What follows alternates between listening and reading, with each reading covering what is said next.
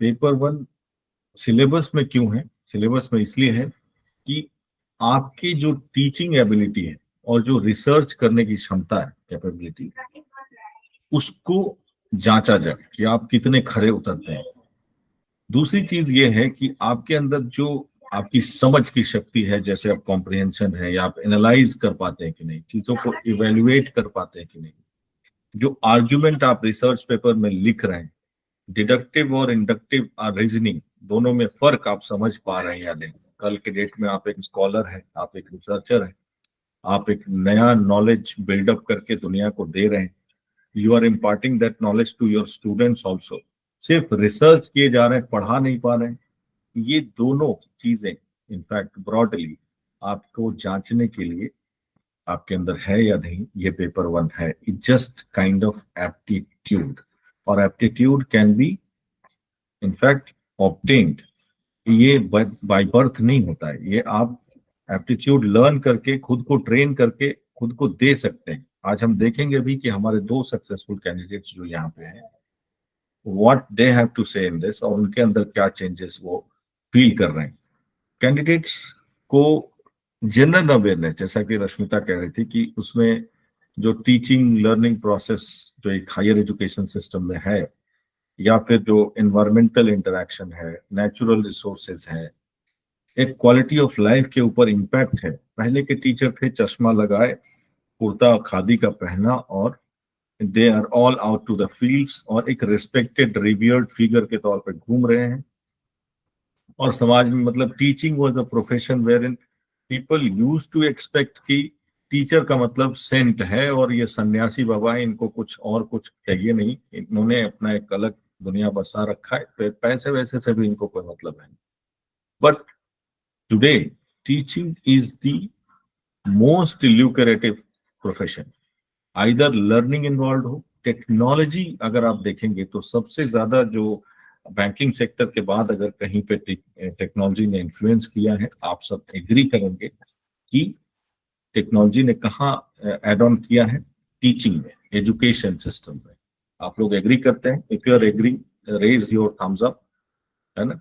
Teaching में in fact आप लोग देखे होंगे कि आप टीचिंग जो है वो अपने आप में एक हाईली टेक्निकल फील्ड अभी हो चुका है। सो इन दिस सिनेरियो, अगर आप कह रहे हैं कि नहीं जी, हम तो सिर्फ इंग्लिश लिटरेचर ही जानते हैं और अब मुझे रखना हो तो रख लीजिए, ऐसा नहीं है।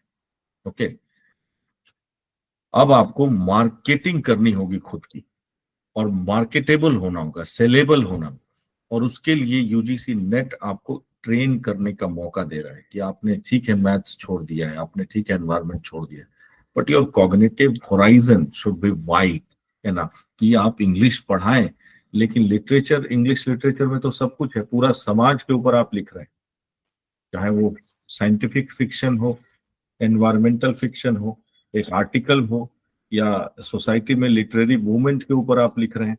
तो आपको एक कॉम्प्रिहेंसिव एनालिसिस, एक आर्ग्यूमेंट बिल्डअप करने का, एक तरीके का लॉजिक देने का भी आपके अंदर कैपेबिलिटी होना चाहिए, and that's why this paper one is included. अगर आप टॉपिक वाइज इसको देखें, लास्ट 5 इयर्स की क्वेश्चंस हमने देखा, और उसमें जो ट्रेंड देखी, आपको भी खुशी होगी ये जान के, आज आप सेमिनार में आए हैं तो आप इसको देखेंगे कि टीचिंग एप्टीट्यूड पे फोकस ज्यादा रहता है। सो टीचिंग एप्टीट्यूड से ये चार ब्रॉडली जो देखे गए कि कॉन्सेप्ट्स पे या कैरेक्टरिस्टिक्स पे, इफेक्टिव टीचिंग पे क्वेश्चंस पूछे गए थे।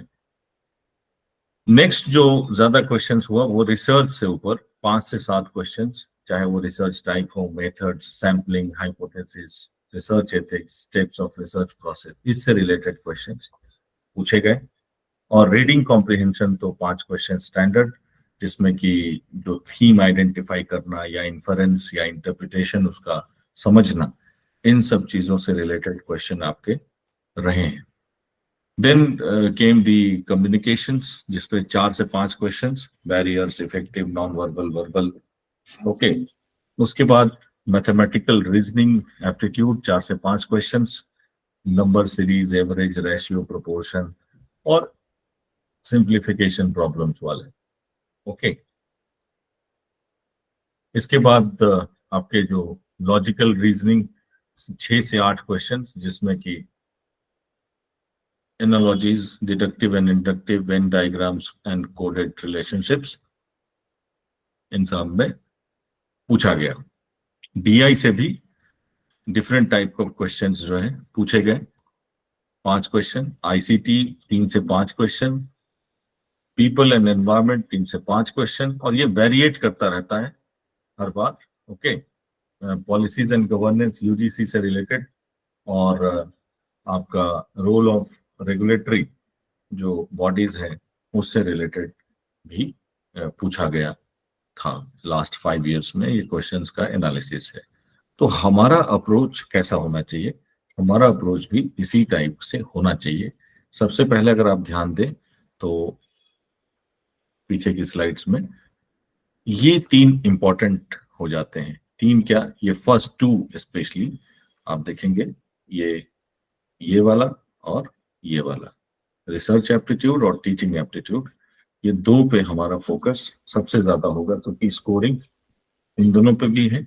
देन आपका कॉम्प्रिहेंशन तो आप कर ही लेंगे, कम्युनिकेशन, और इसमें श्योर हो जाते हैं। मैथ से डरना नहीं है, मैथ्स अगर आप सही से समझ पा रहे हैं तो 5 क्वेश्चंस अगर आपके हैं तो 5 में आप श्योर हो सकते हैं। थ्योरेटिकल में हो सकता है आप गलती करें, रीजनिंग भी बिल्कुल वैसा ही कॉन्सेप्चुअल अगर आप समझते हैं, चाहे वो इंडियन फिलोसफी से रिलेटेड जो चीजें हैं उसको भी आप समझ सकते हैं। ऑलराइट, तो इसका अप्रोच क्या होना चाहिए? What approach should we have जो हाई स्कोर है? पहला तो आपको अपने शेड्यूल में सबसे पहले दिक्कत क्या होती है कि हम सब, जैसा कि आप सब ने कहा था कि सर हमने इंग्लिश पे फोकस किया, इंग्लिश वाले इंग्लिश पे करते हैं, सोशल साइंस वाले सोशल साइंस पे। मैंने भी ये गलती की थी। सो एलोकेट स्पेसिफिक टाइम स्लॉट, 1 या 2 घंटे डेली आपको, और रिवीजन का भी शेड्यूल उसमें वीकली में आप फिगर आउट कर सकते हैं। कंसेप्चुअल क्लैरिटी आपकी हो तो बहुत अच्छा है, क्योंकि बहुत ज्यादा कंसेप्ट अगर क्लियर नहीं है तो आप सिर्फ रोट लर्निंग करेंगे। उसमें आपको क्या होगा कि आपको जो याद होगा वही करके आएंगे, जो नहीं याद होगा वो हो भी नहीं पाएगा। और यही अप्रोच ज्यादातर 70% केसेस में लोग कर रहे हैं, जिसकी वजह से या तो वो डर के मारे कर रहे हैं या तो टाइम के कम होने की वजह से कर रहे हैं। तो सो मॉक टेस्ट और प्रीवियस पेपर्स भी सॉल्व करने में हम लोग हिचकिचाते हैं। 10 से 15 एटलीस्ट पेपर आप सॉल्व करेंगे। हमारे जो सक्सेसफुल कैंडिडेट्स हैं वो भी बताएंगे अभी कि उन्होंने क्या किया था। एंड शॉर्ट नोट्स और माइंड मैप्स जो है आपको चीजों को इनफैक्ट याद रखने के लिए छोटे छोटे नोट्स, ज्यादा बड़ा नहीं, वॉल्यूमिनस नोट्स नहीं। और दूसरा क्या है, अभी जैसे कि मैं जतिन के ऊपर नहीं बोल रहा हूँ, जतिन ने अच्छा प्रश्न किया, लेकिन क्या होता है 2 तरीके की प्रिपरेशन होती है। पहला मटीरियलिस्टिक, मटीरियलिस्टिक ओके, जो मटेरियल ओरिएंटेड है पूरा, कि मेरे पास स्टडी मटेरियल हो, सब कुछ इकट्ठा हो जाए। और दूसरा जो है मिनिमलिस्ट प्रिपरेशन होती है। मिनिमलिस्ट में आप सब समझते होंगे कम से कम रिसोर्सेज में ज्यादा से ज्यादा स्कोर। कौन सा ज्यादा बढ़िया है? फर्स्ट वन और सेकंड वन? हाँ जी, सेकंड वाला। Second one. तो हमारा अप्रोच भी ऐसा ही रहेगा कि कम से कम रिसोर्सेज आपके पास, कम से कम हेडेक रहे, और आपके पास न प्लानिंग का समय हो न कुछ, ऐसा कुछ नहीं है। दूसरा क्या है कि जो फॉर्मूले और शॉर्ट ट्रिक्स हैं उसका एक कौन कौन सा याद रखना है नहीं रखना है मैं जरूर बताऊंगा। रीडिंग हैबिट बहुत इंपॉर्टेंट है, और ये रीडिंग हैबिट आपके लिटरेचर वाले का नहीं, मल्टीपल रीडिंग हैबिट्स के लिए आपको सबसे पहले तो रिसर्च आर्टिकल्स तो आप पढ़ते ही होंगे, नहीं पढ़ते हैं तो शुरू कीजिए। न्यूज़पेपर्स और जर्नल्स में एटलीस्ट 15 या 20 मिनट डेली आपको देना चाहिए, इससे ज्यादा नहीं, 15 से 20 मिनट। एडिटोरियल आप पढ़ सके तो एडिटोरियल और हेडलाइंस बस, ताकि आपका जो कॉम्प्रिहेंशन है या अवेयरनेस है वो बिल्कुल ब्रॉड हो। और ये आपके सर्विस में भी काम आएगा जब आप असिस्टेंट प्रोफेसर बनेंगे या रिसर्चर बनेंगे, क्योंकि हर जगह आपने देखा होगा इंटर डिसिप्लिनरी अप्रोच इनफैक्ट अपनाया जा रहा है हर जगह, यूजीसी उसको प्रमोट कर रही है। उसके बाद आपके जो एमसीक्यू को अटेम्प्ट करना भी अपने आप में एक आर्ट है। लॉजिकली उसको एलिमिनेट करना रॉन्ग आंसर्स को, वो भी अपने आप में आर्ट है। कॉन्फिडेंट एलिमिनेशन, आपको अप टू डेट रहना है, चाहे वो पॉलिसीज है एजुकेशन वाली, वो भी हम बताते हैं कि आप कहाँ से अप टू डेट रह पाए। सोर्सेज लिमिट करने, जितने लिमिटेड सोर्सेज होंगे उतना ही फोकस्ड प्रिपरेशन होगा, जितना ही लिमिटेड मटेरियल होगा, कंसाइज होगा, उतना ही आपका प्रिपरेशन अच्छा होगा। और यही काम हम लोग यहाँ पे इस इंस्टीट्यूशन में करते हैं, ताकि आपको ज्यादा इधर उधर भटकना ना पड़े।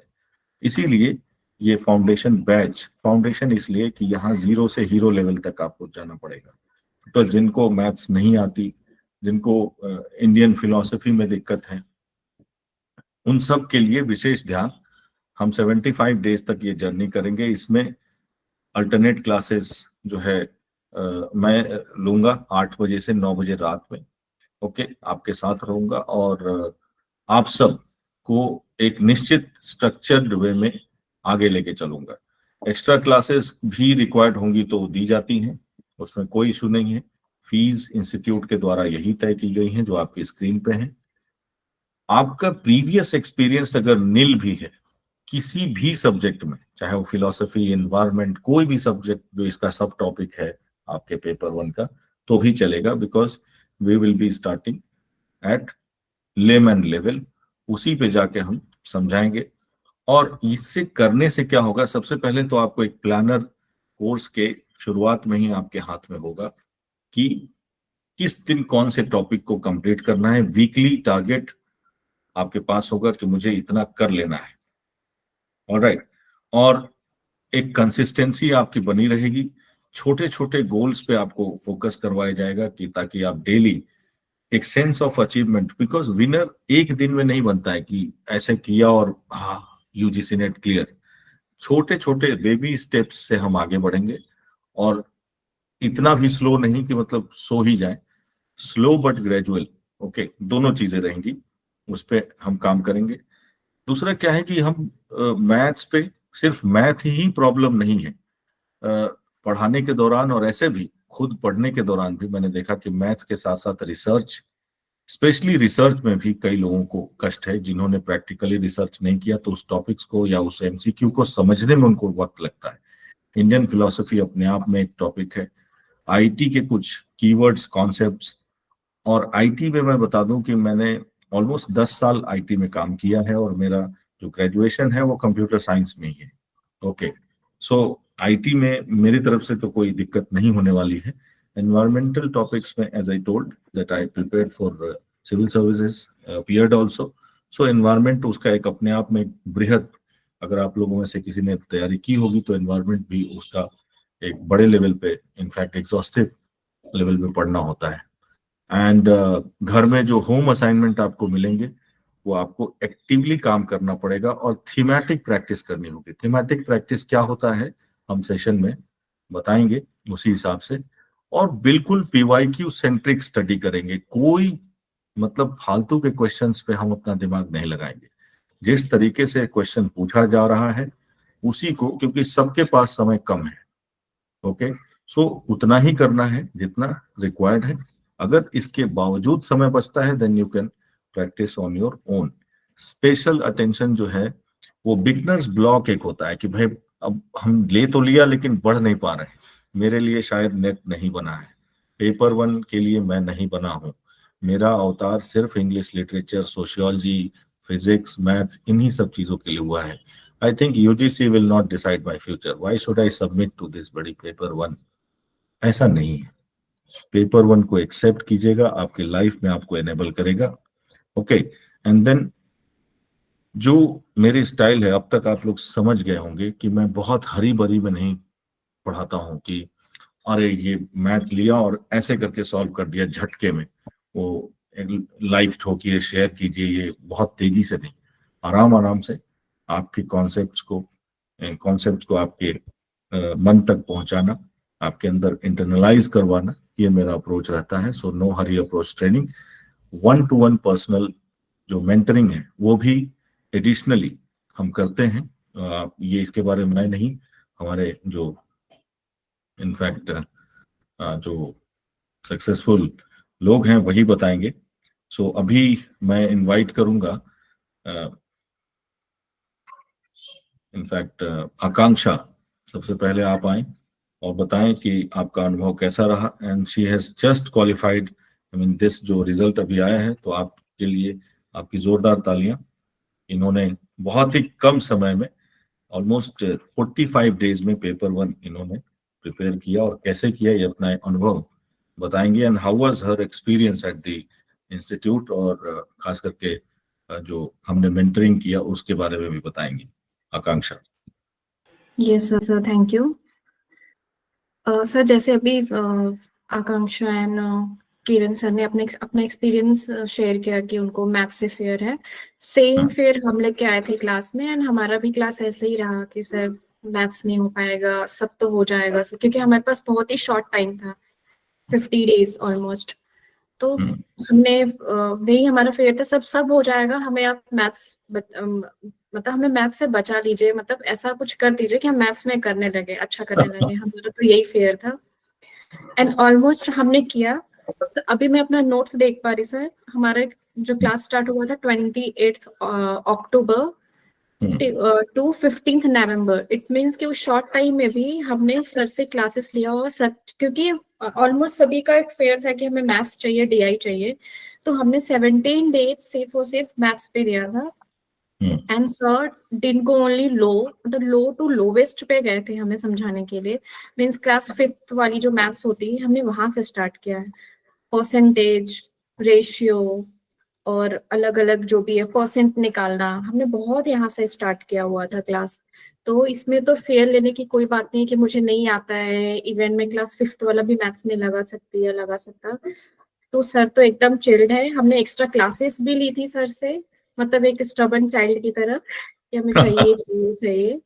एंड सर ने हमारा रिक्वेस्ट हमेशा से लिया है, एक्सेप्ट किया है कि हाँ ठीक है। और सबसे बड़ी बात की सर कभी टाइम नहीं देखते।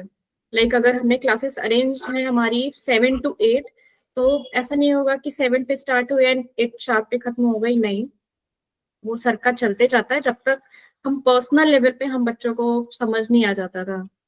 तो सर का ये बहुत ही अच्छा हमारा बहुत ही अच्छा एक्सपीरियंस रहा सर के साथ। जैसे अभी सरिता मैम भी हैं, रश्मिता मैम भी हैं, अभिषेक थे हमारे साथ। तो हम लोग ने ऐसे किया, उसके बाद हम जो कि मोस्ट हमारा ये क्लियर हो गया और अच्छे से क्लियर हुआ, एक एक पर्सन का क्लियर हुआ, सर ने सबका अग्रीमेंट लिया कि हाँ हो गया है, सभी ने हाँ कहा, तो हम आगे बढ़े हैं इसके बाद फिर हम रिसर्च पे गए हैं, टीचिंग एप्टीट्यूड पे गए हैं, मॉक टेस्ट भी हम अपेयर हुए हैं। मॉक टेस्ट के बाद हमने उससे डिस्कशन भी किया हुआ है।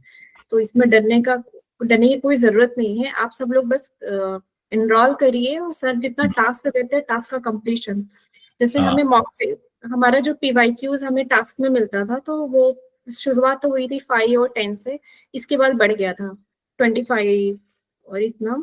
और ऐसा भी नहीं है कि वो सिर्फ अप टू यू है कि आपने किया और आप तक खत्म, नहीं, क्लास में आपके साथ डिस्कशन भी करते थे। इवन हमने एक ग्रुप भी जैसे था कि सर वो ग्रुप में टेक्स्ट भी किया है कि सर ये वाले क्वेश्चन में हमें प्रॉब्लम आ रही है, तो सर ने ग्रुप में वॉइस नोट भेजा है, या प्रॉपर सॉल्व करके हैंड रिटन नोट्स सर के आए हुए हैं हमारे पास। तो सर तो अपने बेस्ट लेवल पे जाके हमें समझाते हैं। Thank you so much. Thank you sir.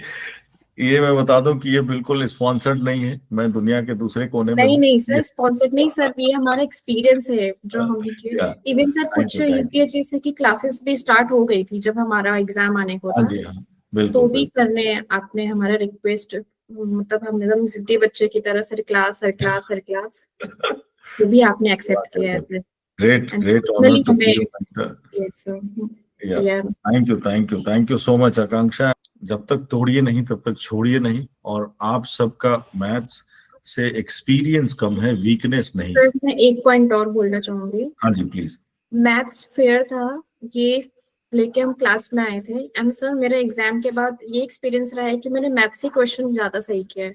5 DI मेरे सही हुए, और बाकी जितने मैथ्स के क्वेश्चन थे वो भी सर सही हुआ है मेरा।